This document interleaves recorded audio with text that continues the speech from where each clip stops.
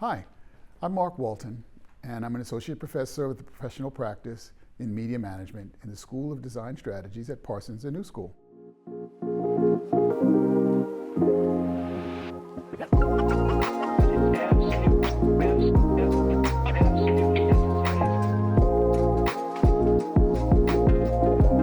When most people think about the Caribbean, they think about the sun, the sea, the sand. But my professional practice actually asks the question, what would it take for the Caribbean to also be recognized as a global media and entertainment hub? Well, to understand what it would take, my research really began with understanding what the global media economy was all about. In 2025, studios and streaming platforms actually spent more than $251 billion purchasing content. So all the countries in the world are really increasingly trying to compete to attract that investment. Look at South Korea, the Korean wave. Parasite and Squid Games were not accidents. The South Korean government invested heavily in their creative industries and then were able to deliver some quality content that now is helping them in their move for soft diplomacy. Geographically, when I look at the rest of the world, the US and Canada actually get about half of the revenue of what's spent to produce content in the world.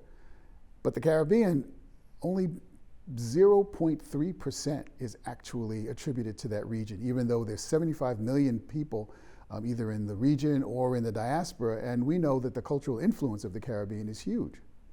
So I thought about examining the entire creative value chain. And very simply, creators must connect with the production infrastructure. They then take their finished works to a festival or a market. They hope to get a distributor who then gets it to the audience. But in the Caribbean, actually several of these links remain very underdeveloped, particularly the international market access and distribution. So let's go back to that creative value chain. One of the most important links was festivals and markets.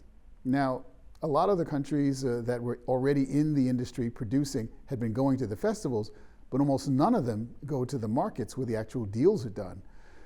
So in trying to figure out how to intervene, I thought about the Cannes Film Festival, which has 40,000 people attending, of which 12,000 of those are actually there as a market participant, the professionals from about 140 countries who were there to finance, acquire, and position film content for distribution. So the idea was now how to create an entry point for the Caribbean in this conversation. So in 2025, we launched Caribbean Day at Cannes. And the goal was to bring together the filmmakers, the policymakers, tourism stakeholders, distributors, and have them all now talk about developing this ecosystem within the Caribbean. It was actually the first organized gathering of Caribbean creators and media professionals at the Cannes Festival ever. And the goal was simply not for visibility, but to find an entry point for the region. The important work has really begun, and that's to have these stakeholders now interact with each other and hopefully on a regular basis, getting the creative community together with the global industry players, together with the government people, and that's the tourism, the culture, and the economic development folks as well. It's a little like chess, though. It's not checkers, because one move down the line is something that may pay off for us. But the goal is really to have the Caribbean stories that we know are there in these locations be distributed around the world, have those economies benefit these countries, and also build the economic structures of some of the countries at the same time.